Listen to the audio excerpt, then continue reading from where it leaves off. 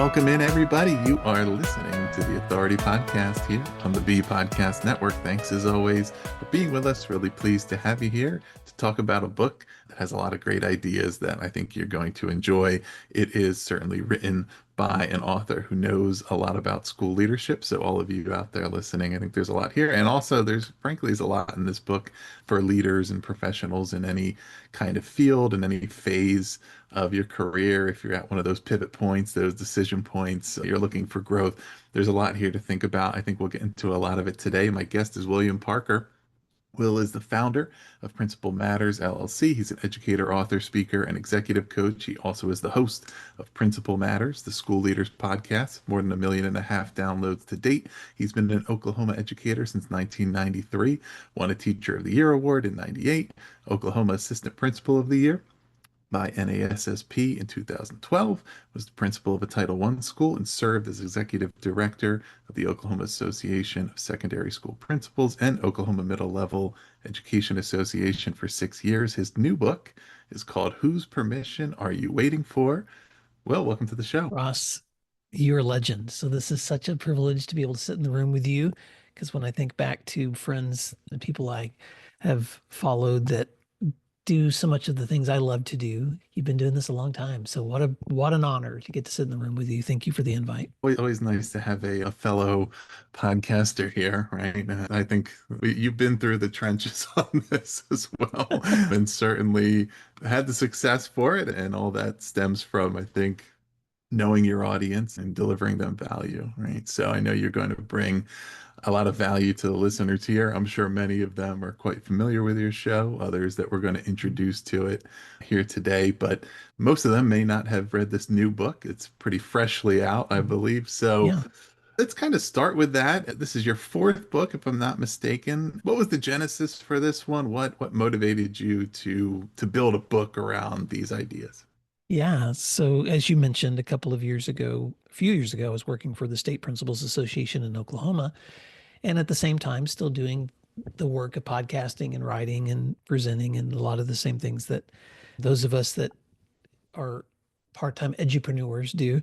That work became my full-time work 2 years ago. And during that transition, I was still speaking on my former books and doing a lot of what I call leadership academies and some masterminds.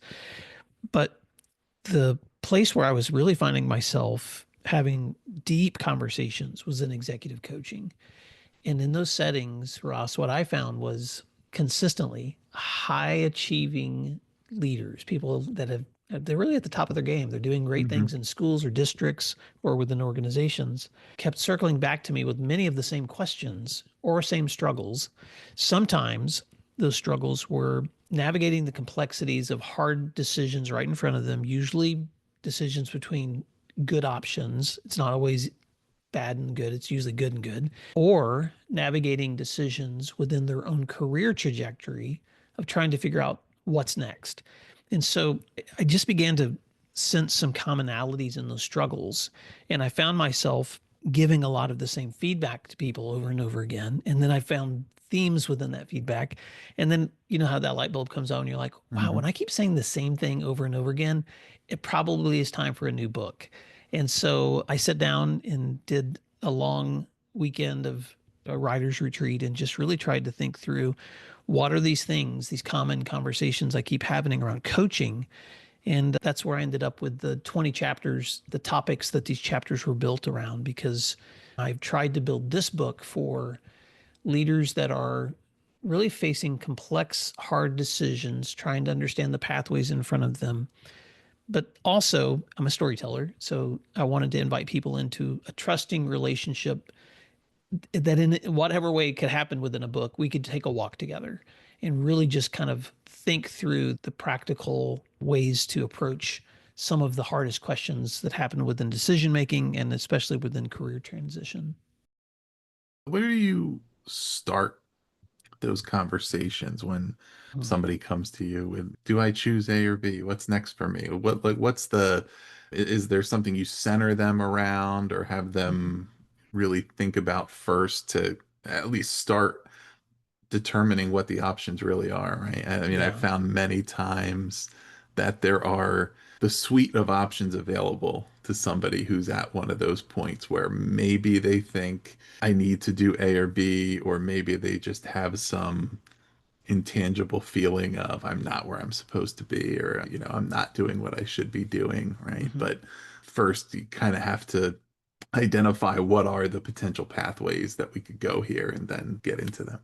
So I'll give you an example because I'm still having these conversations. Just a couple hours ago, I was on a call with a leader who I won't name. Again, top of her field in terms of career trajectory, just has done amazing work, is, I would say, a master at her craft in every category. And yet, in that conversation, I always first begin with reflection, Ross, because what I want to know when someone's stepping into a conversation where they want feedback is what's on their mind. And then I want to know what's really on their mind. So I actually use a set of reflective questions that I teach in the book that I've borrowed. And now everything I borrow, I source so people will know where I borrowed this resource from. But Michael Stanier has a book called The Coaching Habit. And I have read that book twice and I have copied those questions down and keep them on my desk. So if you were to look at my desk, I keep them printed and right beside me all the time because when someone calls, I have them memorized, but I always start with what's on your mind, and they usually will tell me, followed by what else is on your mind, which is usually when they get to that thing that's really on their mind. So, for instance, in the most recent conversation I had today, it began with what's on your mind, the work to dos, the things in front, the next part, what's coming on the calendar, all those things. But then when we got to the what else is on your mind, then it began straight into that thing you just said.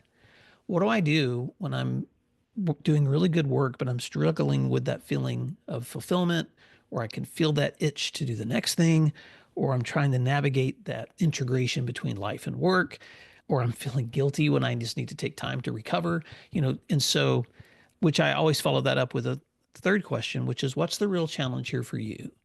And in that real challenge question, then you get to focus on where that person is able to kind of wrap their mind around what that struggle is for them. And then it helps me Mm-hmm. see as I'm coaching, okay, is this something that they're struggling with because of a schedule or a calendar or an overcommitment? Or is this a path where they're standing in front of a crossroads? Or maybe it's been a while since they've set goals. And so they're kind of just doing, but they haven't really looked beyond the present. And that always leads me to the question, which I think is the center of all the questions I ask, which is tell me what you really want. If you could have the outcome you really want it to look like, what would that be? And then that's when I get to what I call the ask, how can I help you question. So before I ever give any advice, any feedback, I want to get there because then they're inviting me into a potential solution for something that really matters to them. It's not just me spewing advice. And then we always do some reflection at the end, which is what are you going to say yes and no to? And what's been the most useful reflecting on this as you step away. So I think that answers part of your question, which is how do you Mm-hmm. help someone navigate their own thinking? The other part of that question, I think, though, is something I talk about in the book as well, which is learning to avoid what I call the binary and learning the power of pathway thinking. So I'm happy to unpack that as well, but that's a brief introduction of how those conversations go. Yeah, totally. That question of what do you want, right, is it needs to be answered first, but before you can get it, because I mean, been numerous occasions where I think once that question has been answered, I've discovered with someone, you basically already have this, right? Mm-hmm. Mm-hmm. And but if you don't really define it and stake your claim for this is what I want, you don't even know that you already have it, or you Yeah. don't appreciate it. Sometimes it's diving into, do you need to change your situation, especially if it's, say, professional, right? Do you need to go to a new role or a new organization? Do you need to just improve the situation where you are? Do you even want to do that, right? Like, have you tried to do X, Y, and Z that might create better conditions where you are? But are you ultimately even interested in that, even if you were in the best possible version of where you are now? Is Yeah. that what you want, right? It's Yeah. like, where do we just let's decide what the different paths are. And one of the things that I find important, and goes back to the question that's at the title of the book, whose permission are you waiting for, is that ultimately, of course, that's largely about needing to take ownership, right? Be the one who's saying, like, I need to give myself permission to do these things. And that means like making an affirmative and intentional decision in any direction. Sometimes it could, right? Like, in other words, it's certainly highly common, and most everybody has probably felt at some point that they are inhibited or restricted from doing something they really want because of other obligations or relationships, some commitment to their family or an organization or whatever. And the feeling, I guess, that can turn that into a lingering negativity or resentment is the feeling that you don't have a choice. You don't have Yeah. an option. You're stuck doing. Mhm. But you really can when you determine like all of the variable and the things that are valuable to you and what matters and what your different options are and what creates, an opportunity or a situation that best meets what you most value. You might decide, I'm not going to pursue this thing that I might really be interested in if the circumstances were different, right? Or in a different situation, but I'm making a specific decision that I'm not doing that because this other thing matters more, right? Yeah. That this would be more convenient for me, or it seems exciting or interesting, but there's a specific reason why I'm not doing that, and now I'm happy with that decision, and I own that decision, and I don't feel like it was made for me. So anyway, once you kind of go through that process of really thinking through it clearly, you may end up on a surface level with it looking very similar to how things were before, and yet it's totally different because it's the No, yeah. intentionality, right? No, I'm so glad you said that because I come back to this lesson several times in the book too, which is that if we understand what, and I think I'm saying some of the same things you said here, but if we understand what our core values are, if we understand what those things are that bring us fulfillment, joy, etc., if we understand that we have a part to play in shaping what our future is going to look like, and I don't want to pretend for a second because in writing books like this, sometimes it feels like self-help. And what I'm trying to not do is promise a formula or a prescription or try to sell a fallacy that you completely control your destiny. Mhm. Instead, what I believe is that all of us step into variables, like you said, that sometimes are affected by geography, time of life, family situations, whatever, fill in the blank. And yet, within the context of all of those opportunities and constraints, becomes what part do I play? And if I feel like I'm only showing up and letting life happen to me, and I forget that I play an active part in the potential outcomes that are ahead of me, then I stop participating. And I'll give you an example. When I was probably young 40s, I'm 56 now, so this was some time ago. I was at a point in my career where I had finished my master's degree. I had achieved a role as a school administrator. We were raising our kids. So it was a new chapter in our lives. And I was at a church dinner, Ross, when there was a guy probably 20 years younger than me getting food in the line. And he was just celebrating. He had just started a business. They just had their second Mhm. child. They just paid off some debts. And I was like, oh man, that's so exciting. And I remember, you know how you always do that. I remember when we were your age and we were having our kids. And I was kind of going through this. Doesn't it feel good to achieve some of your dreams? And he was like, oh, thank you for saying that, Will, because it does. He goes, I'm curious, like, so what are your dreams for the next 5 or 10 years? And I remember Ross just being stumped because I thought, I've got to be honest. And I said, to be honest, I'm just trying to survive because right now, at this point in my life, I'm doing the things I wanted to do, but I'm pretty much just swimming in all of those things. But when I walked away from the conversation, though, I was a little haunted by that because I recognized that I was achieving the things I had set goals for, but I had stopped asking myself the question, how Mhm. do I want to shape the next 5 or 10 years? And so I did some hard thinking and I had the opportunity to do a kind of a weekend away a few weeks later and just really reflect on, okay, what are some of the milestones I've experienced? What are some of the challenges that I've faced and overcome? What are some of the things I can celebrate? What are the lessons I've learned from this? And then let me reflect forward and think about where do I want to go and what are some of the things I want to experience. And so I think sometimes wake up moments like that when they don't have to happen to us. They can happen like that for me. But what I like to invite people to think about, and I talk about this in the book too, is how do you create reflective cycles for yourself so that you're consistently visiting those questions, not always long term, but even just short term. Like, when is the last time we got to the end of the day and just ask, what did I learn today? And what surprised me? And what are some things I can do differently tomorrow? Or how did I move the needle on some of the goals I've set for myself today? And if I didn't, what's one thing I can do to set that goal for tomorrow? Because one of my favorite quotes is from Pete Hall, great author, ASCD author, Mm. who says, he said to me in an interview on my show once, and I've never forgotten this: Will, experience is not the best teacher. Reflecting on experience is the best teacher. So those Mm. reflective cycles are ways that we can consistently be revisiting growth for the present and for the future, not because we need to like obsess or choose discontent as a motivator, but because there's just joy in growth, Ross. And, Right. in some ways, it's almost like revisiting what it felt like to be a kid, when you can give yourself permission to keep dreaming. But then there's actually practical ways you can do that too, that make that thinking and planning a lot of fun. Yeah. Yeah. And even though I haven't heard that exact quote before, if you would have read it, I might have guessed that it was Pete that said it. Right. Sounds like Pete, doesn't it? Yeah, that's so good. And and I think that leads us naturally to this question of why to be coached, right?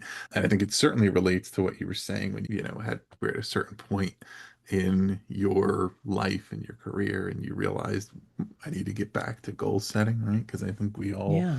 experience that when you go from different phases. You're at one phase and you think, okay, I want to achieve this by the time I'm this age, or I want to get to a certain point in my career before I become a parent, or right, whatever is that. And especially when those major milestones, major external milestones, become further apart the longer you go, right? Your Mhm. first, say, 21 to, the 25 years of life, there's a lot of milestones coming quickly. You're Mhm. going through school, you're graduating, you're getting engaged, married, all these things. And then they start to get spaced out, and eventually you have to start to define it for yourself and realize it's a continuous process. And I need to determine and also to recover from success or failure Mhm. ultimately, right? Sometimes it's I thought I was going to be here and I didn't get there, and now what? But it happens just as commonly for people who say, well, I got what I thought I wanted, and now what? Or it's not what I thought it was, or it is, but I still have a lot of years left here. What am I going to do now? Yeah. And I do think that connects to this coaching question of having that external party, but really pursuing it, right? And that there's certainly a variance of quality of coaches, but Mhm. it needs to be driven, number one, by the person who's being coached. You need to really want to pursue it because ultimately the success of it does come down to you. But Mhm. I guess what's required for pursuing that? Because what I've also found and really attempted to do in my coaching is make it available to people who typically wouldn't think it's something that's available to them, right? Mhm. This is only for executives, or it's only for people in this position or that. And a lot of times it's those people right in the mid-career stage that are at those most critical junctures that are really like where there's the biggest potential for the most significant long-term impact if I make the right decision now, or I commit to the right path now, right? But it only happens if they do it. Well, I made the commitment myself to, especially when I decided to transition to full-time consulting and the work I do now, to hire myself a coach. And I'll just say publicly, because you and I both know him, but I reached out to Danny Bauer and said, Danny, you've been doing this work a long time, and there's things you do that are really strong in terms of systems, and especially your ability to build great systems online and great customer support, lots of things that are very, I would just say, business strengths that I would love to have someone on the other side of me as I'm stepping into this work, because I know my strengths. I've always been a teacher, and I love teaching, and I love coaching. I love content creation, all that stuff I love to do. But I would love to have someone on the other side of me also looking at my other practices. And so, Ross, I'm not going to pretend that coaching is magic or that Mm. it's life changing. But what it is, it's a reflection that's always different than when you do it alone. It's just always different from when you're reflecting alone. So if anyone's listening to this conversation and you're like, huh, would coaching be helpful for me? I would just say reach out to Ross or reach out to me. I love to give complimentary sessions to people just to give them a taste of what coaching's like. And I do that a lot, especially for listeners of my show who just have a question. If we can jump on it and I can walk them through a reflective cycle. And then I do formal coaching too, but it needs to be a fit that fits for you. And I think that's different for everybody. It's almost like people when they talk about their therapists, you got to find that right fit where you feel like the feedback and the I'm getting is worth the value of that kind of commitment. But yeah, I don't think I can say if unless you have a built-in system already with someone with whom you can do that consistent reflection. Coaching is a really great way to have an objective person. And I've shared coaching with a lot of my friends too, just other people like what you and I do, where we'll just jump on regularly and say, my turn to ask you reflective questions, your turn to ask me. So it doesn't always have to be formal either. You can find people that are really good peers who don't mind just intentionally reflecting with you. So there's a lot of ways you can be involved in coaching cycles that are both formal and informal. Yeah, I never yet anyway cease to be amazed at how much can come out in just an initial session, right? Mm-hmm. I love to do what's called a gap conversation that I Mm-hmm. took from a coach called named Carolyn Freyer Jones. And essentially, what it helps to do is identify the gap between your default trajectory and your ideal life, right? Mm-hmm. But it's going through all the different aspects of life and what's happening now and what would happen in the perfect world. And then start. And in theory, you could do this on your own, right? Mm-hmm. You could go through the exercise. But one, it just really helps have a third party to see. I'm hearing in each of these three areas where you mentioned that you wish things were different, there's a common factor. And like, what if we just looked at that one thing? Or ultimately, for some people, that might be all that's needed. If Mm-hmm. that 1 hour, you've identified something and you know what to do about it, and that's all you ever need, and great. For a lot of people, it takes a little more ongoing work, accountability, insight, right, than that. But it really the thing that I think I find it in myself the times when I most have like a sense of like dissatisfaction with how things are going, and certainly when I like feel like frustration with a coaching client is when there's no decisions being made. Like, it's not always about action. A lot of times, yes, it is, right? You need that. And it's not about always needing to do something new or not. And I completely operate by the principle you reserve the right to change your mind, right? You can make a decision now, and when you have new information or new circumstances, new input, you can make a different decision. But if you're not considering what's happening and deciding, okay, this is what I think, or this is what I'm going to try, or I'm happy with this the way it is, or whatever the case may be, and kind of building on that. And it's okay. 2 weeks ago, we're back to having the same conversation we were having because you didn't really pick a direction here, or you knew what was the right thing, but you didn't confidently step into it, or you just haven't reflected in a while. Yeah. And so time starts to move really quickly as you go through life, right? And you realize, you know what? I haven't taken the time in a while to really think about what direction things are headed, what I like about it, what I don't like, what I want to do differently. I do want to talk decision making because and let you explain this importance of avoiding the binary. And I Sure. think this may lead to that as well. But yeah, I think like such an important thing that a coach can help to do is Mm-hmm. identify like what are the potential decisions you might make or the potential options that are available, or what are the things that are coming up that need to be that are worth considering, and Yeah. then consider them and at least address it, right? And when that's not happening, I find that's when you feel like you're spinning your wheels, you're not really testing anything, like, trying anything new, learning, okay, I tried that, didn't really like it, okay, now I know that I can cross that one off. Well, you're reminding me of a funny story because you're right. in coaching, there's always the flip sides. On the one hand, you want someone reflecting with you so that you can begin to identify those areas of growth and take action. Sometimes you may be aware of an area where you need to take an action, but then you decide that didn't work. I want to go a different direction. The benefit of coaching someone long term, especially if they're engaged and they're action oriented, is just I get so much joy watching the transformation happen in Hmm. people. And I've been working with a good friend. I won't name him here, but I've been coaching a leader for, I think I'm in my fourth year with him now.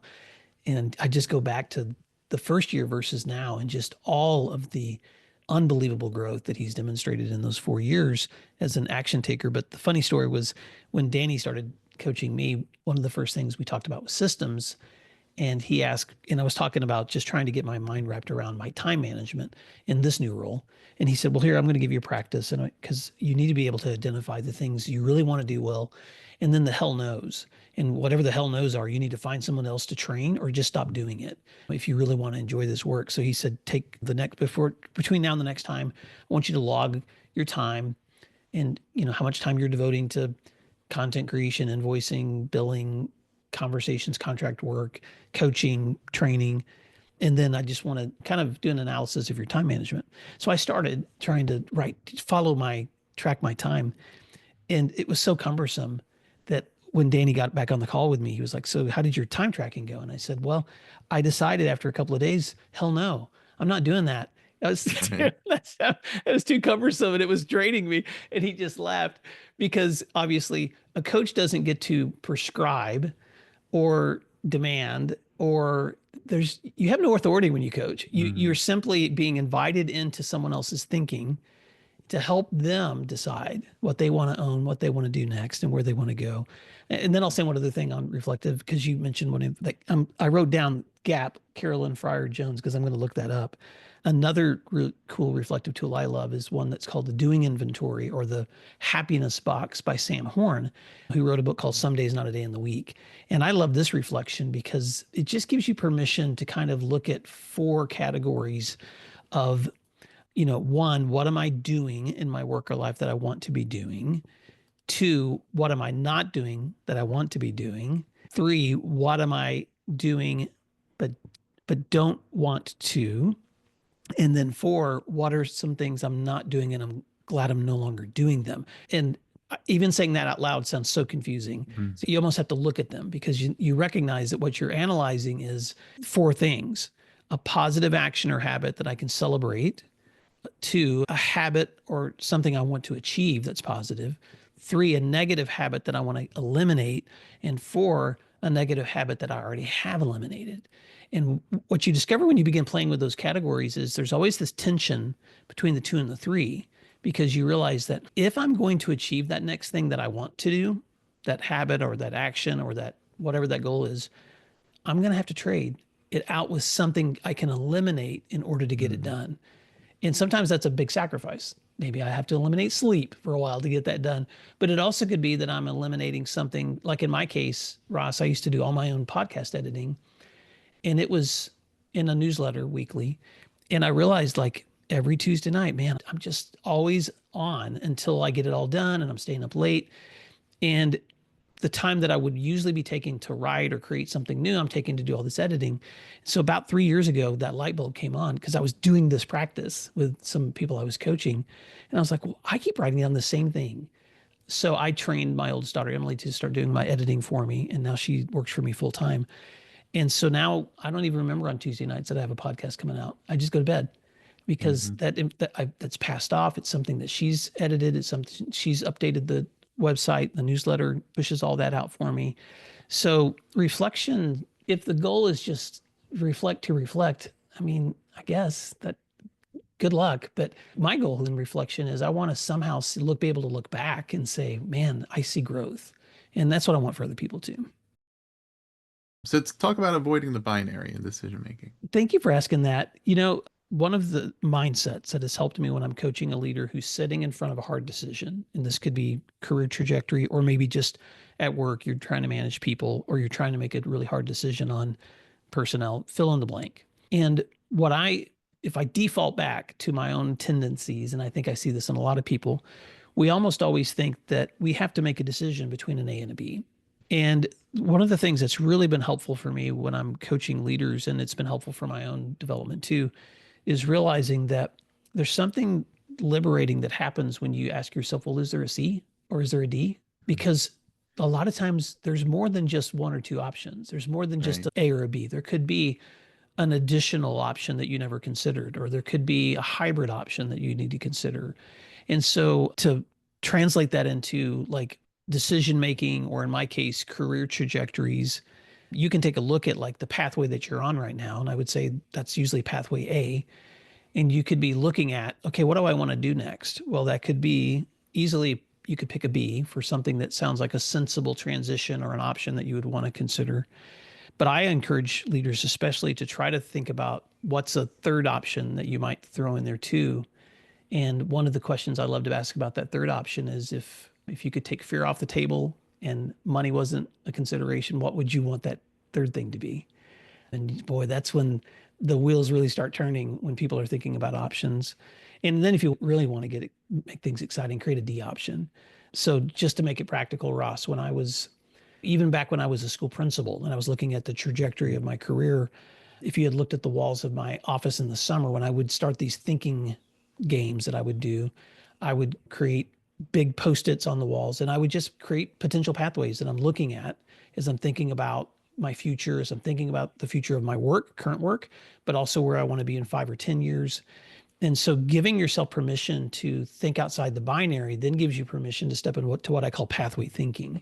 Mm. And this is actually confirmed when I came across a book by Bill Burnett and Dave Evans called Designing Your Life. They're Stanford design engineering professors who wrote a book based on an elective course that they created for students at Stanford on how to design their next career choices using the same design engineering lessons that they had learned as students. And they call it Odyssey planning, where you give yourself permission to think about pathways like the hero Odysseus would in the old ancient Homer's poem about the Odyssey, that there's usually going to be myriad pathways available for you. And if you give yourself permission to identify, create options within each, search out the pros and cons of each, find resources and experts within each, engage in conversations with people within each of those potential pathways, then the potential for action is much greater. And to give you an example from their work, and especially with people looking at career options, when you compare that model versus get online and just start looking for openings and throw out your resume to 100 different places, the outcomes for people that design pathways and think that direction are, and I don't remember the numbers, but they're significantly greater. I mean, exponentially greater, Ross, for the outcomes that happen for people's futures with that kind of design thinking versus Yeah. just, I'm just going to do Google searches and just throw things on the wall and see what may stick. And so for me, avoiding the binary thinking leads to the pathway thinking, which leads to this cycle of, like I said, being a kid again, the cycle of inquiry and discovery, curiosity, inquiry, discovery. And so it's not rocket science, but it's nice sometimes to kind of have a language to describe how to think so that we can get out of our own heads and onto the thing that might be what we want to do next. Yeah. Yeah, I think so many of these ideas are, even though they apply anywhere, there is a particular importance to hopefully being exposed to some of this thinking in the education profession in particular, because I don't have data on this, but I have observation. You've observed a lot of us in this field for a long time, Ross. What's your observation? I think because particularly, let's say, teachers, earlier parts of their career, because sometimes I think there's probably like a longer average tenure in a single school or organization than what somebody would have in an entry level position in another field, and also more of a tendency to overgeneralize the entirety of what that profession is like based on that single experience than people would have in other fields, right?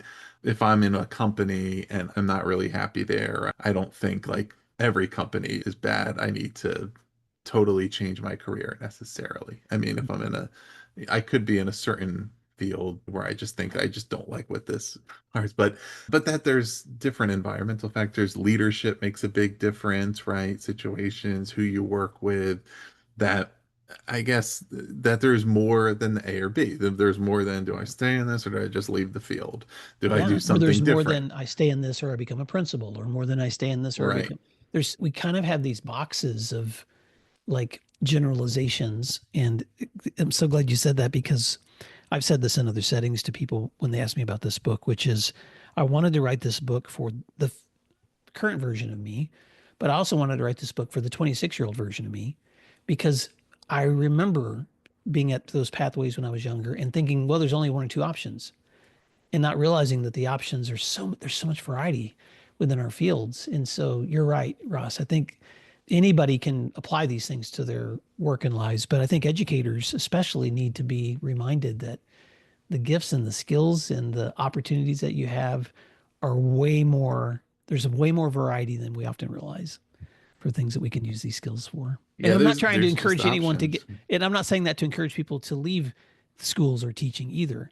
I'm just, I was coaching a complimentary coaching with another educator who had reached out to me a couple of months ago, just finished a master's degree, was looking at becoming an AP, and was just wanting to pick my brain because I'd been an AP for a long time, knew that I coached.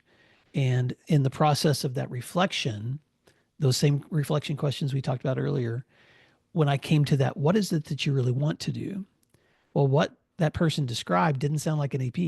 What Hmm. that person really wanted to do was instructionally coach and really grow teachers' abilities to do amazing things with kids in classrooms. That was the heart of this person's work. And so I said, well, if you could create, again, a pathway, a B and a C that could lead you towards that outcome, what would those look like?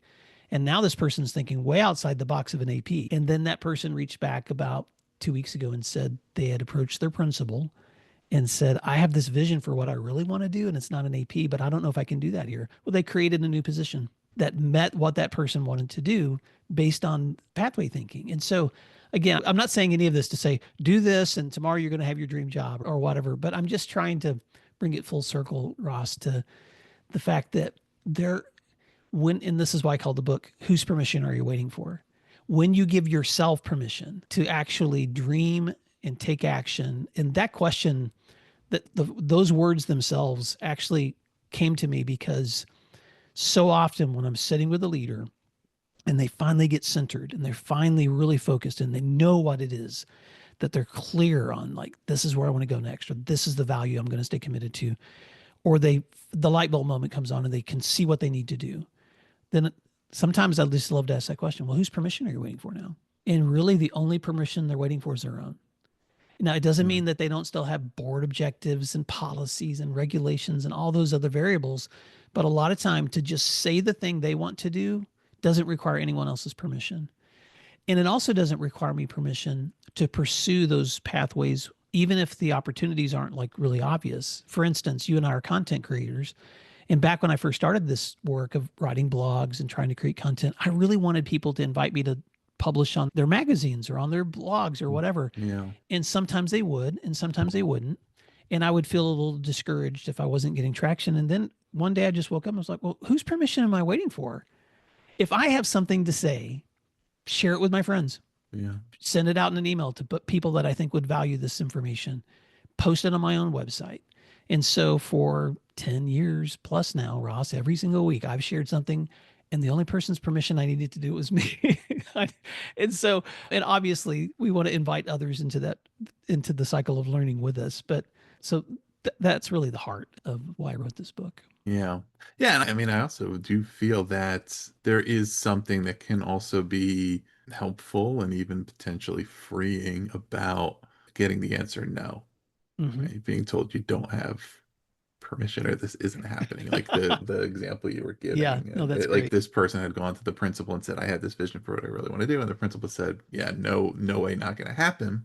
Mm-hmm. Okay, now I know if I really have decided that's what I'm interested in, now I need to make another plan. I That's need right. to, what's really the worst is I don't think I'm going to get the answer I want, so I'm just not going to say anything and I'm just going to sit on this idea and like Mm-hmm. feel really frustrated that it's never going to happen, right? I Well, mean, and I yeah. realized Whereas you need to keep learning about ourselves. And I learned, I think for like a really long time, I felt like I really didn't like to be told what to do. And in a, sometimes I mean that still can be true, but it's not a blanket rule because if I trust and believe in the knowledge and insight of the person who's giving it direction, I actually don't mind that at all.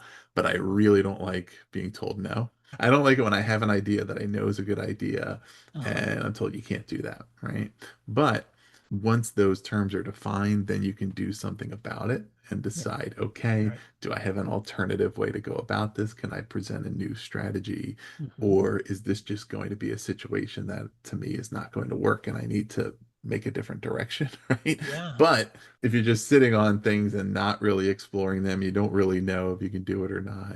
That really is frustrating. And so the permission in the case is like you have to give yourself permission to pursue the things that you believe in. And if you're working with an organization and organizational parameters, you need to go Mhm. through the proper channels and really advocate for those. And then you need to determine what are the actual allowances and boundaries and permission structures here. And if it isn't aligned with what I really believe in, then I need to create a different pathway for that if you're in one of these situations where you're and even you even explained one even though you were more independent in that situation, it was still like what was the broader ecosystem, right? Mhm. And there's a different way to do this. I don't need to rely on the people who are not necessarily giving me the answer I want right now or creating a pathway for me. I have to create a new one. But if you never had tried that, you may have sat on that idea for a long time, right? Or authoring a book, right? Mhm. You can sit on an idea for a long time and feel like, I really feel like this would be a good idea, but I don't know if anybody would be interested in publishing it. Mhm. And that idea can go on for a long time. If you write Yeah. it and then you find out nobody wants, okay, I can self-publish. I can repurpose it as a podcast. I could do something else with it, but I don't know until I try. I have a chapter called Will It Fly? And I borrowed that from a term that Pat Flynn, who has a great website called Smart Passive Income, he coined that phrase for a book that he wrote. And it's all about beta testing. It's all about if I have an idea, where can I test it?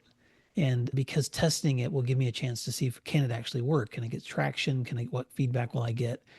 And I don't, maybe Ross, it's because because I've become entrepreneurial that I kind of enjoyed risk taking. But there's just so many examples of people who've accomplished great things that we know about. And what we know about is the accomplishment. But what we didn't see was all the testing they did to get to that place. And probably my Mhm. favorite example would be the Wright brothers, the American creators of the airplane. And I read their book by David McCullough. It's an amazing piece of history. But I actually listened to the audio version while flying. And they spent years developing and failing. And even after they were able to make their first successful launch and fly, it was 5 years before people even would acknowledge that they were doing it, because it took that long for people to finally buy into what they were doing was possible in the physics at the time. And so when I think about that, I don't know, it's just a good reminder to me that if I want to do something new, extraordinary, different, then why can't I test those things? Why can't I try them out? And if it doesn't work, does that mean that you can't also define your success or failure as your value? And I think that's an important piece too to say out loud. So in this book, I try to talk about how all of these growth structures and risk taking and testing has to be something that stays connected to the things that we value the most, because we're fooling ourselves if we ever think that the next thing is going to be what satisfies us. Mhm. But if we are able to find satisfaction and joy in those deeper, most important parts of our life that matter, whether it's your faith or your family or whatever those meaningful relationships are, the experiences that you're having, then the thing you do complements those values. And I think sometimes we get those backwards. We think if I can do this thing, I'll feel that way. But if you're not feeling that way already, then you might just need to revisit first, where are you finding your greatest joy? And so that's another chapter I have, which is your greatest joy is not what you think it is. So, I, Ross, as you can tell, because we're almost up to an hour now, I could talk about this all night long. But so thank you for the opportunity to just unload as much of as we have. But And thank you for your wisdom because you're right. These are just practices that aren't just good for work, they're good for life.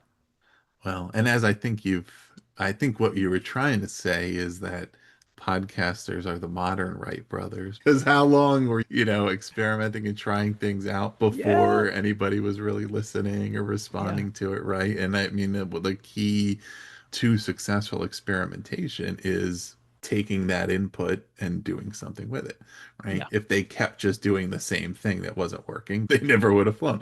But Yeah. okay, we tried this. What do we learn? Okay, let's try something new. Let's try something new. And in any kind, there is like that permission structure that sometimes we can tend to be hardest on ourselves or perceive that somebody else is hard on us. But ultimately, when you're clear about your purpose and your objectives and you are transparent and communicate, you certainly have permission to try and fail as long as you're able to say, okay, this failed, and I think this is why, and next time we're going to try something different, right? That there's all this fear of, it's like fear of failure that prevents success in so many cases. But even when we're doing something, right, but we don't want to just be like totally honest about this didn't work or why it didn't work or Mhm. the results of this were poor.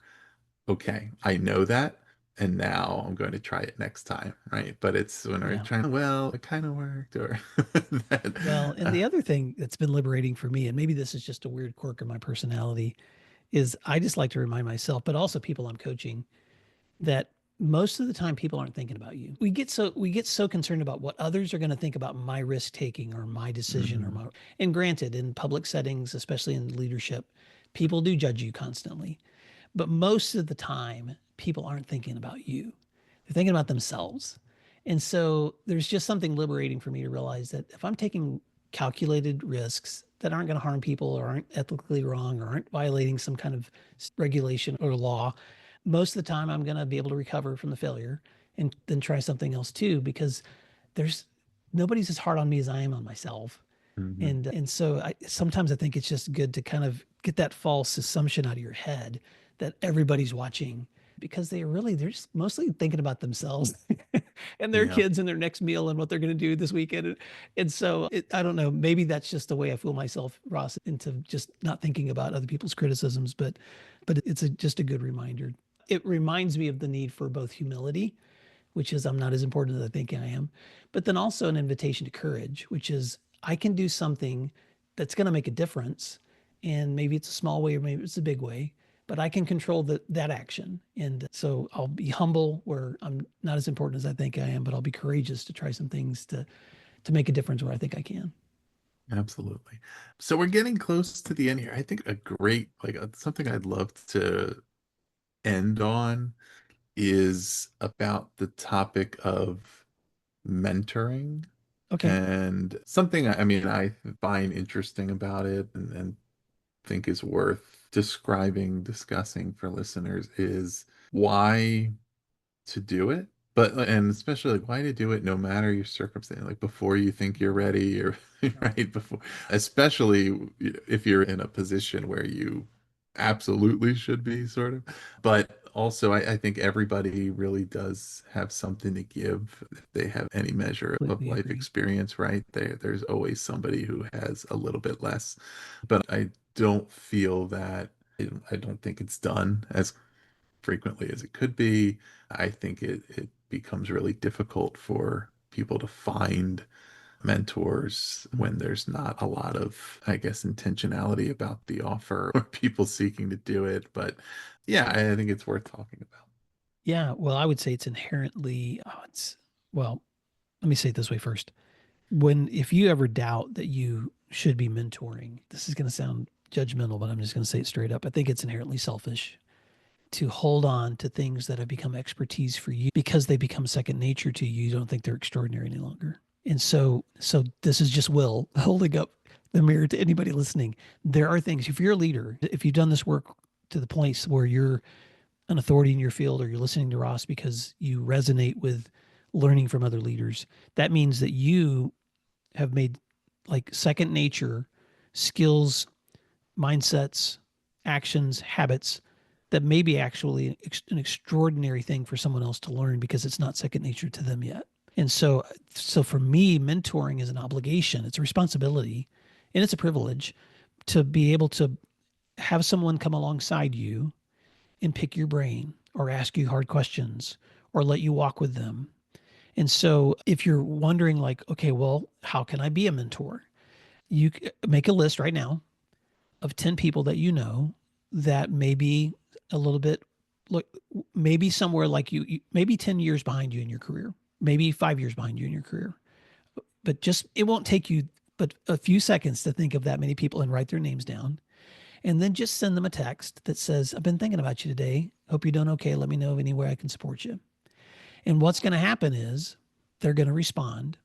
Most of them will. And even if one or two of them responds, that conversation can continue until you've set up a chance for coffee or lunch or talked about a Zoom you can hop on to just find out how are you really doing and what are some ways I can help you with no strings attached. You're immediately stepping into a mentoring relationship or reaching out to a friend. I've done this a few times this last semester. I knew a leader that had stepped into a new setting, turnaround school. He'd been really successful in another place, but he's going to be brand new at this one. And I knew this was going to be a heavy lift year. So I just shot him some messages. Hey, how can I support you? And he said, when can you be here? So I got in my car and I drove there. And we have connected regularly throughout the semester and the year just to touch base and to get feedback and to give him a safe place to reflect. And he's doing extraordinary work and he could have done it without me. But I have an obligation to reach out to other people and just provide them something of that support too. On the flip side, there's people you may admire and you're like, oh, they would never talk to me. They probably would. And Ross, this is the coolest thing about podcasting ever is how many great people we get to meet when we just reach out and say, I admire your work. Is there a chance I could just talk to you and interview you for my Mm-hmm. show? And most people are like eager to do it. But I've also known people that will do that on a Zoom for nothing if it's not being recorded, just because people love to share the things they've learned if you ask them to share the things they've learned. And so, man, I've developed so many great relationships with people I admire over the years. Jimmy Casas is one that years ago, when he had been doing this work much longer than I had, was generous enough to take me to lunch, give me feedback, watch one of my presentations. We've been friends ever since. George Kuros was somebody way back, man, years ago that just shared his number with me once at a conference. And I called him the first time I was offered a gig out of state and I didn't know what to do. I didn't even know what how do you do a speaker's agreement, all this stuff. And he just generously coached me, mentored me, and we've stayed connected since then. You know all these people too. And you're that kind of mentor for people, Ross. But those are just some thoughts I would have on why it's so important to be committed to mentoring. Yeah. Yeah. Absolutely. Everybody has something that they could be sharing. Anybody who has any level of experience is one day ahead of somebody else. And do what you can when you can, right? We all go through I went through certain periods where I had more time available, schedule was more flexible, would set up more meetings, I'm going through a period now where I'm much more have less time, but it takes a different form where it's going and doing something in person once a semester versus doing a couple of Zoom calls every week kind of thing. But it's kind of thinking about, okay, what can I do here? And I always think about it as, I mean, and this is everybody's experience with it will have been differently. And certainly if others have done this for you, you definitely better pay it forward. I've had the experience where I said, I want to be for people the thing that I wish that I had, right?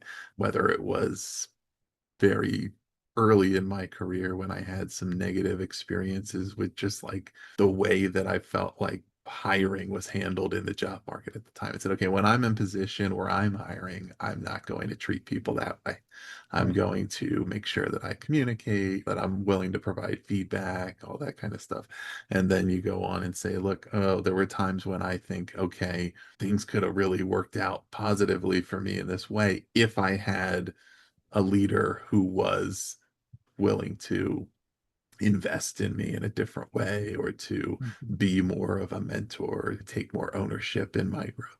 You know what? When I'm in that position, I would, or okay, when I was coming out of college, I had no idea how to access an alumni network or how to find a mentor, how to learn, right? So I want to make sure it goes on, but I've mentored people who were same age as me or older, or younger, and it's not one directional. I mean, eventually we all Yeah. are at a point where you don't know the person that you're able to help today tomorrow is going to help you, and you just don't know. And Yeah. tell people in all those situations when something that somebody did helped you in some way, tell them about it, because you don't know. And sometimes it's just these random connections. I mean, I've had situations where somebody introduced me to another person that I already knew, but hadn't talked to in a long time, right? And we connected, and then they connected me with another person, same thing. But then eventually, then they introduced me to another person that I had never met before. You never know.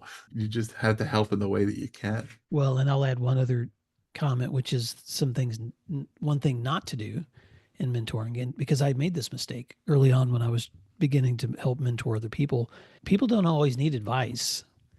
A lot of times, what they need is just to be listened to and reflected to have someone reflect with them long enough to just identify the thing that they want feedback on and then asking permission before you give feedback. I remember this was, I think, the first year I stepped into the position as a state executive director. And so I was visiting a lot of schools, working with a lot of leaders. A young leader had asked me to dinner. And so I said yes. And he was in his first year as an AP. And I would listen to kind of scenarios and things. And I just started like, all right, here's what you should do. Blah, blah, blah. I'm just going. And about halfway through the dinner, he just looks at me. He's like, well, do you know anybody that's like has less experience than you and maybe he's a little closer to my age? Because I think you may be actually overqualified to help. And what I heard him saying was, and he said that very politely, but he could have just said, well, you're an advice monster right now. And all you're doing is just telling me things to do. And that's not what I need right now. And so that lesson was really helpful for me moving forward to go, okay, how do I step in and help, but in a way that's actually going to be helpful? Not because someone wants me to just pour everything I know into them. They may only need one thing in this conversation. But I probably should ask them before I give them that thing, how can I help? What's something I might be able to give you feedback on that would be actually helpful here? And then be okay setting on the rest of the things because sometimes, just like in good classroom teaching, sometimes students can only handle one concept at a time before they can move on to the next one. Yeah.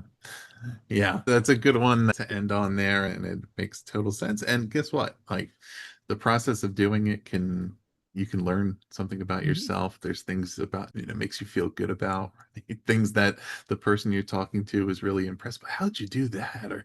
And then you're like, oh, okay, actually, I guess that's not so bad, right? I wasn't feeling so good about it today, or feeling like I was having the most successful day, and now I realize that you started this company. How did you do that? Or how did you get involved with this organization? It's all right. Well, it's not necessarily as glamorous as it seems, and yet it is something, right? Because Yeah. you did something, you took action, you took a chance, and then you shared it. So, well, we'll put the links below to the book, your website, the podcast, everything. But is there anything in particular you'd like to point out to listeners? Well, you can stay connected with me through my website at williamdparker.com. And you may be listening to this conversation and you're thinking, because we've talked a lot today about reflection. And if reflection is something that would be helpful for you, then I know that both Ross and I love to reflect. So don't hesitate. If you need to reach out, you can find me at my website or my email address is will@williamdparker.com.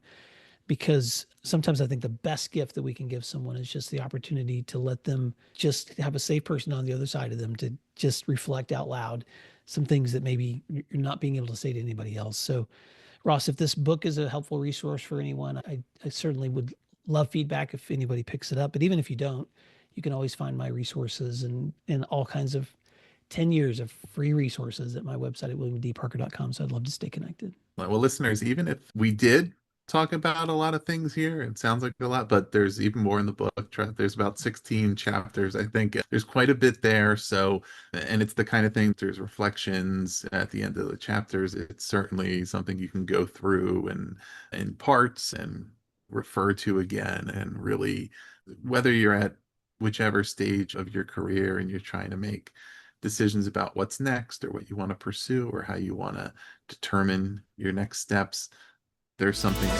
So you should check it out. We'll put the link below to make it easy for you. We'll put the link below to the Principal Matters podcast. You can check that out as well. Also, if you have not already, subscribe to The Authority or check out thepodcast.network to learn about all of our shows. We really appreciate you being here today. And Will, I appreciate you being here. Thank you, Ross. This episode was edited by Gage Sanderson.